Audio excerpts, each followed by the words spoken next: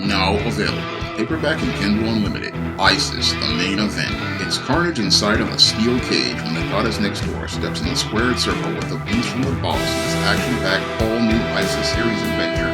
Get ISIS, the main event, paperback and Kindle Unlimited today. With the recent DC Comics implosion of 2020, I believe it is safe to say that the era of woke/SJW comics is officially over. And the reason why I believe the era of woke/SJW comics is over is primarily because the business model has been proven to be a failure, and the ideology of thinking you could push agenda over business is one that has now been disproven by the numbers as related to profitability.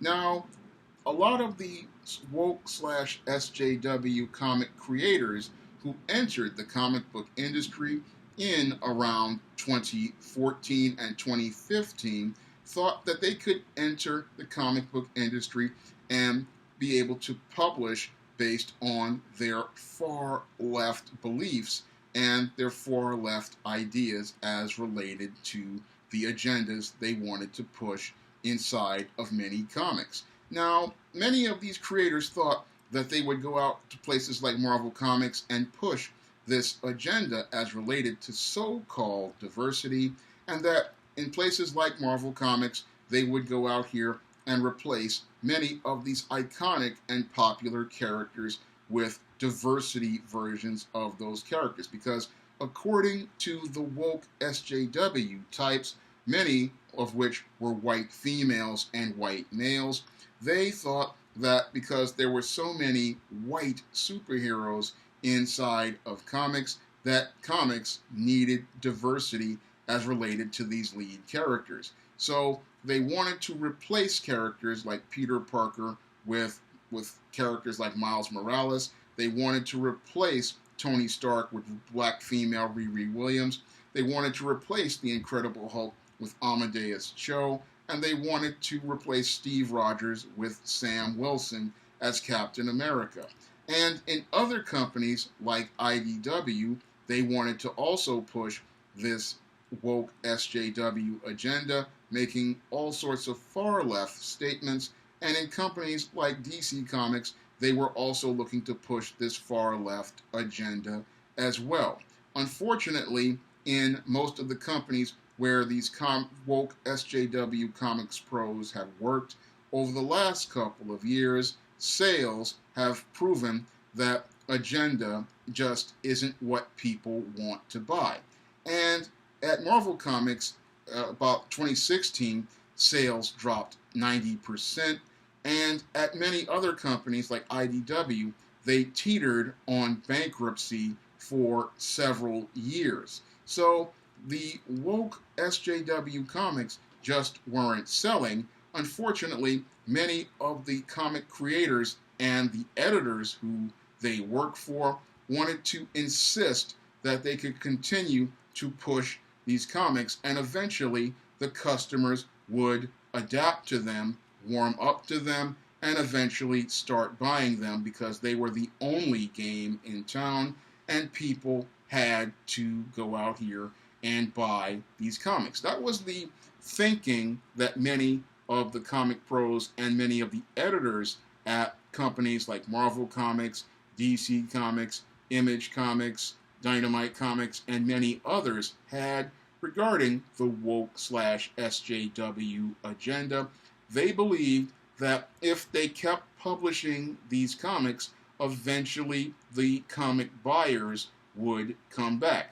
Now, this was the second biggest mistake ever made by pros in the comic book industry, next to Dan Didio deciding to reboot the DC Universe in 2011 and launch the New 52.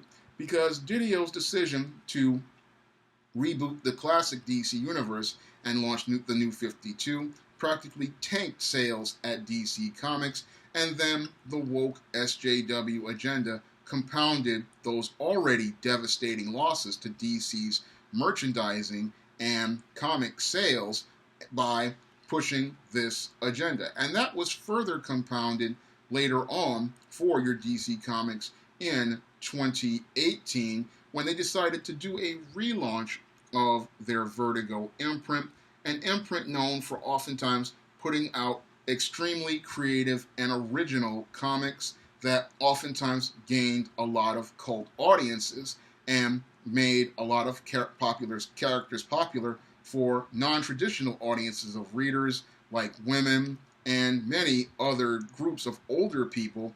Books like The Sandman, Shade the Changing Man, The Doom Patrol, books that oftentimes, and John Constantine, that appealed to older readers.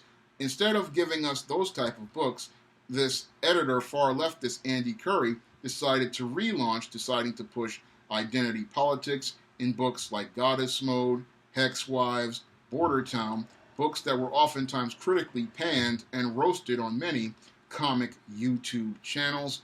And this whole relaunch of your Vertigo at DC was a complete bust and was going to turn into a national disaster had your Curry published the comic Second Coming, which makes mockery of Jesus, and wound up getting over 200,000 signatures on a petition that was being circulated in the mainstream media. So the damage that many of these SJW slash woke types were doing to the comic book industry was really severe, and the losses they were taking were impacting the overall industry. Unfortunately, when it came down to many of these woke slash SJW creators, instead of them admitting that they were making mistakes with the content they were producing and they weren't not acknowledging how they were alienating audiences,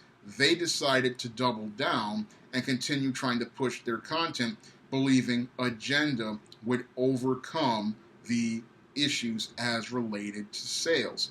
And these people who were a part of what is alleged to be the Portland Mafia and the Whisper Network, they were controlling the jobs in these publishing houses and showing us the weakness of editorial at these comic publishing houses and as related to control of content, because usually it is the editors who are in charge of what is going to get published at a publishing house, and they set the standards as related to what gets published at the publishing house. Unfortunately, because many of the people in the comic book industry, as I see it, as related to editorial, are beta males, they looked at this female Whisper Network and Portland Mafia and caved into them because they have a gynocentric view as related to women, and they are extremely submissive to women. And they thought that, oh, if I keep caving to these women and we keep pushing this agenda, eventually, again, the sales would come back.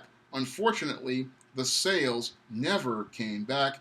In fact, the sales continued to decline, and companies like DC Comics, which were teetering during the decline as related to the woke agenda and were probably possibly trying to come back with events like Rebirth, saw themselves taking further declines when Dan Didio hired Brian Michael Bendis to go out here and work on the Superman comics at DC Comics, and then Brian Michael Bendis decided to bring people like Kelly Sue DeConnick into DC Comics to work on books like Aquaman, and G. Willow Wilson to work on Wonder Woman after doing devastating damage over at Marvel on books over there. He decided to bring them over to DC, and those books started to see sales declines, just like Batman was seeing sales decline after its dreadful 50th issue, and we started to see declines at DC Comics. So over at DC, they finally, in 2020s, finally said enough was enough as related to taking the losses, and first they got rid of Dan Didio as the president and co-publisher at DC Comics, and just recently we had the DC Implosion of 2020 that many call the DC Bloodbath, and this bloodbath led to the termination of many editors, at least a third of DC Comics staff as related to editors, as related to writers, and as related to all sorts of artists and production staff. So DC Comics practically purged many of its employees, and many of the so-called SJWs have been removed from their position.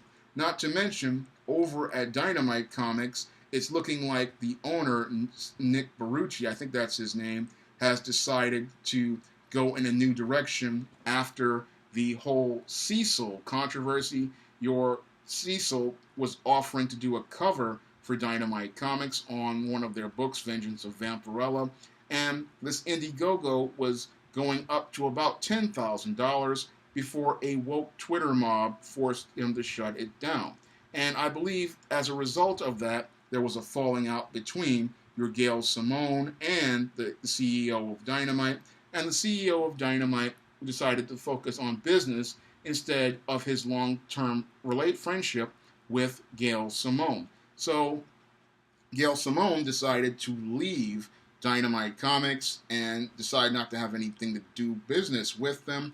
And this is all of this with the DC implosion and what's going on at Dynamite and IDW's continuing financial losses show me a comic book industry that, while it is in decline, is shaking off the era of woke. And it looks like it's the end of an era as related to the woke SJW comics, because your corporations like AT&T are tired of taking losses, and they are just tired of losing business. They see that the orders for comic shops is continuing to decline, and with the orders continuing to decline, they just don't have the money to continue paying artists and writers for books that don't sell. And anybody who understands basic business like I do could have told these guys that about 5 years ago, that it's not about agenda, it's about sales. And when you are a comic creator, you have to go out here and generate the sales, because if your book is not selling with readers, what happens is that book proves to be unsustainable for that publisher, because the costs for making a comic are fixed, and usually when you have a 22-page comic and you're paying an artist anywhere from $75 to $250 a page for art, $75 is $1,650, and $250 is, I think, when I multiply it by 22, that's $5,500, and $50, which is the lowest rate, that's $1,100.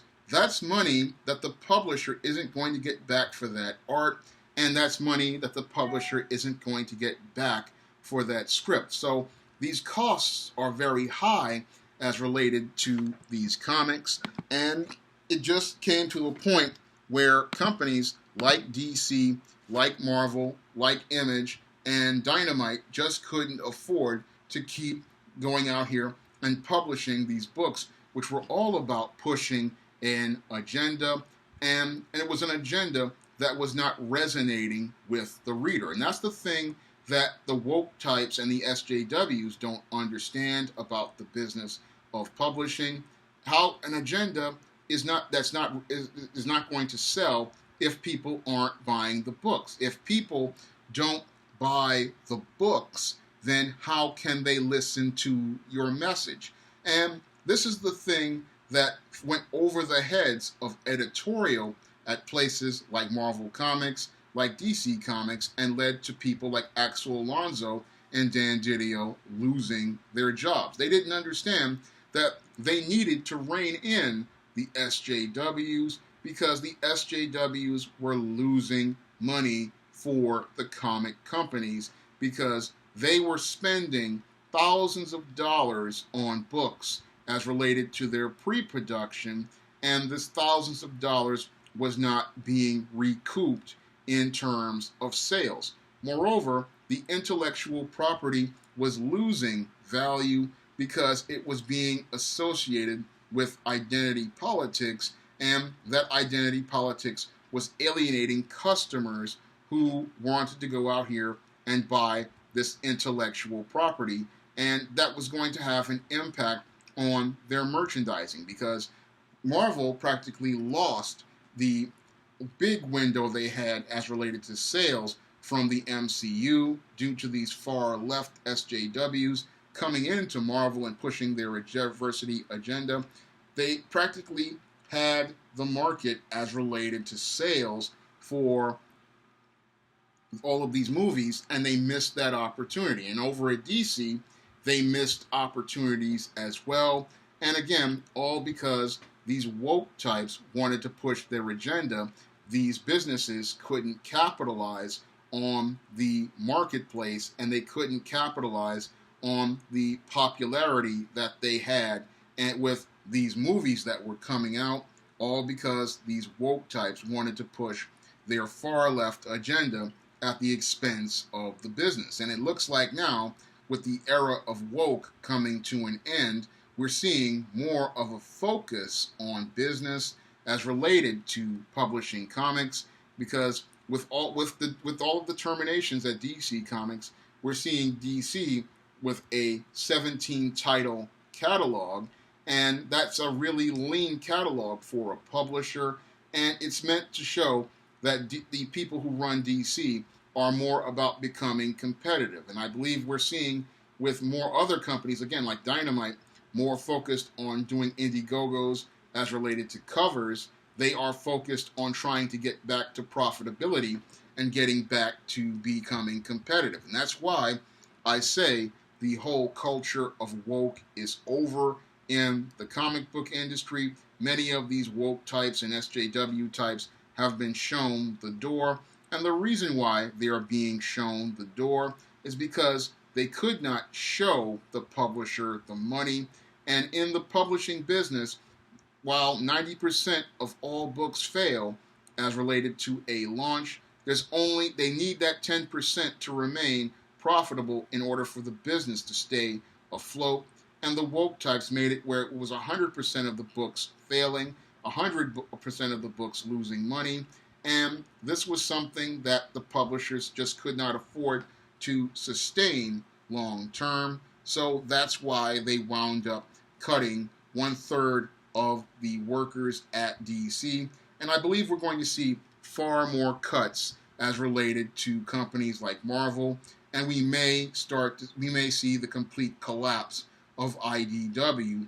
And when we look at this picture, it may seem bleak to some people, but this is how an industry restructures itself in order to get back to competitiveness. This is how an industry restructures itself in order to get its business model right, because a business is run in order to make profits for the business owners, and if a business is not making profit, it's just not worth it. The agenda types have practically hobbled the comic book industry, but in the American free marketplace, what happens is that when a approach to business does not work, the business owners start to adapt. And what's happened is DC Comics' new owner, AT&T, said enough was enough and decided to adapt its business in order to remain competitive. And another part of business is what's happening at IDW. If they cannot get themselves together and get themselves right, when your business refuses to adapt to the marketplace, it just dies, and that's what's happening there. And this is just business going on, and that's all a part of the free market economy, something that the woke types didn't want to acknowledge because they believed that if they kept publishing books as related to agenda, eventually the audience would come and accept what they would buy, but accept and buy these comics. Unfortunately, in a free market economy, we the people have a choice, and we the people, when we see a product that we don't like, we don't have to support it, and that's why so many people are now supporting comics on platforms like Indiegogo and Kickstarter, and that's why many comic creators have moved to platforms like Indiegogo and Kickstarter, because those platforms allow them an opportunity to control their intellectual property, and those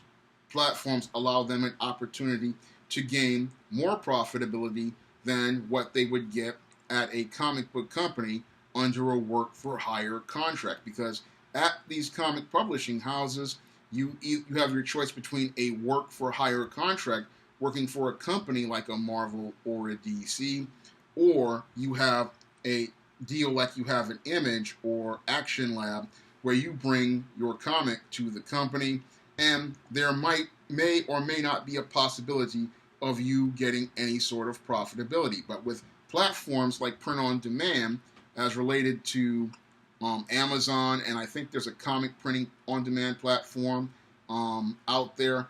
I've seen it before, I can't remember the name. Comic pros are moving on to making their own intellectual properties, keeping their rights, and owning their money. And again, the culture of woke, as I see it, the era is practically over as related to comics. And that era is over because in a free market economy, people have choices. And when you choose to go get woke, people have a choice to let you go broke. And when you make a company start going broke, they start firing people. And what we're seeing now is the end of the era of SJW woke comics. And that end of that era is one I'm glad to see, because maybe now we can get some well-crafted stories because of all of the competition from the indie creators and DC Comics getting back in the game. I believe that we might see a new golden age rise sooner rather than later. Now, if you want to see my first comic that I produced with Bill Walko, the E-Steam No Good Deed comic, you can head over to Patreon right now and read that strip if you put in a donation, or you can wait for the book E-Steam Blast from the Past to come out on Black Friday on Kindle and paperback. And if you want to try some of my other SJS Direct superhero prose fiction books, like the ISIS series, the E-Steam series, and the John Hay series, or you want to try some of my fiction, like the Thetas and the Smithstorella trilogy, you can pick up all of those books on Amazon.com in paperback and Kindle format. You can also find them on Smashwords, the iBook Store, and Google Play. That's all I have to say for this video. You can comment, rate, and subscribe. Coming to paperback and Kindle this fall, E-Steam Blast from the Past. Hell's aspiring angel takes on her demonic doppelganger in this time-traveling, action-packed E-Steam series adventure. Pre-order your copy of E-Steam Blast from the Past on Kindle